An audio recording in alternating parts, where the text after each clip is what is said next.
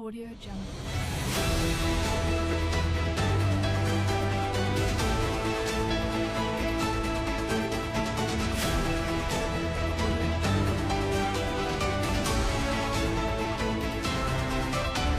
Kutch live અસ્મિતા news ચેનલને like, comment, share, subscribers.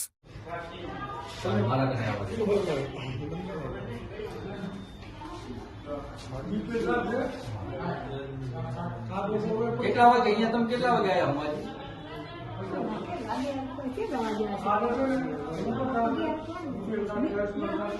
3 કલાક થયા અત્યારે 1 વાગ્યો હોય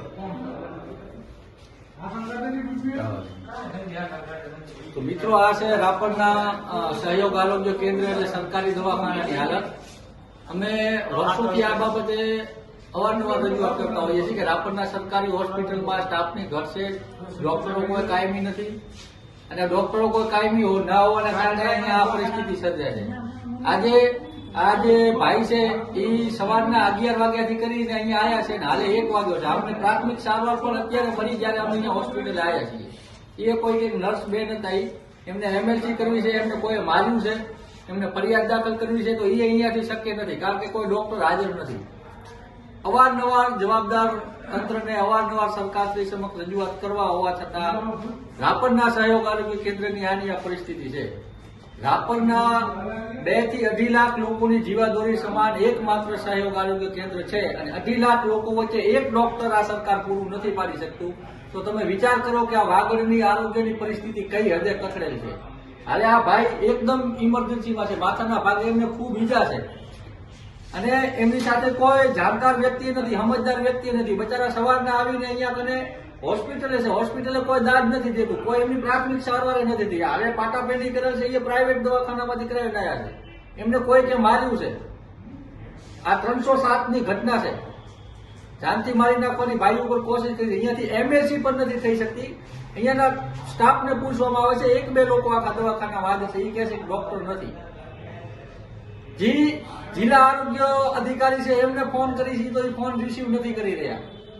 અવારનવાર તંત્રને આ બાબતે કહેતા આવ્યા છીએ, આ બાબતે એમને જાણ કરતા આવ્યા છીએ કે રાપરમાં કોઈ કાયમી ડોક્ટર નિમો, રાપરમાં પૂરતા સંસાધનો આપો.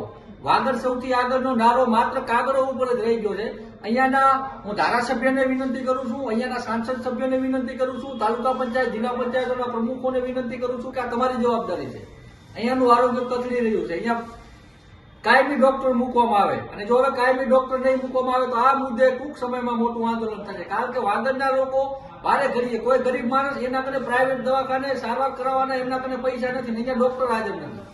આનું જવાબદાર કોણ? આ ભાઈને કાંઈ થઈ જશે તો અમને જવાબદારી કોણ? આવા તો અનેક કિસ્સાઓ અહીંયા રોજબરોજ બનતા હોય છે. આજે અમારી ધ્યાનમાં આવ્યું તો અહીંયા આયા અને અહીંયા આયા એના પછી આ બાટલા વાળા એમને ખાલી સીમ ચાલુ કર્યા છે, બાકી સારવાર કાંઈ નથી થતી અહીંયા. એટલે સરકારને અહીંયાથી ચેતવણી આપીએ છીએ, અહીંયાથી વિનંતી સમજો તો વિનંતી કરીએ છીએ કે રાપરમાં કોઈ કાયમી ડોક્ટર રાખવામાં આવે. ના છૂટકે ને કે અમારે આખા રાપરના લોકોને લઈને સરકારની વિરુદ્ધમાં આંદોલન કરવું પડશે. મેં કીધું કે 2-2.5 લાખ લોકોની જીવાદોરી સમાન એકમાત્ર આરોગ્યનું કોઈ સ્ત્રોત તો આ એક જ સહયોગ આરોગ્ય કેન્દ્ર છે અને અહીંયાના લોકો ટકટકનું કરીને ખાય છે. એમના કને પ્રાઇવેટ દવાખાનામાં તમારે જેમ ભ્રષ્ટાચાર કરી નેતાઓની જેમ પ્રાઇવેટ દવાખાનામાં સારવાર નથી લઈ શકે એમ. અહીંયા બધા મજૂર વર્ગ છે. અહીંયા આખો દી કામે જાય ત્યારે એમનો સાંજે ઘરે ચૂલો હળગતો હોય છે. આવામાં તમે આરોગ્યની પરિસ્થિતિ આ હોય તો બીજી આ નેતાઓ કનેથી, આ સરકાર કનેથી અપેક્ષાઓ શું રાખી શકીએ? આમ તો ગુજરાત વિશે મોટી મોટી વાતો થતી આવે છે, ગુજરાતમાં વિકાસ થયો. આ વિકાસ છે તમારો? ટૂંક સમયમાં જો આ સરકારી દવાખાનાની હાલતમાં બદલાવ નહીં આવ્યો તો સરકાર મોટા આંદોલનની તૈયારી રાખે અને એવું મોટું આંદોલન કરશે. જરૂર જણાય તો સરકારી હોસ્પિટલને તાળાબંધીનો પણ કાર્યક્રમ આપીશું. એટલે એ ચોક્કસ આ સરકાર આ વાતની નોંધ લે, કારણ કે અહીંયાના લોકોના આરોગ્ય સાથે ચેડા કોઈ પણ હિસાબે સહન કરવામાં નહીં આવે.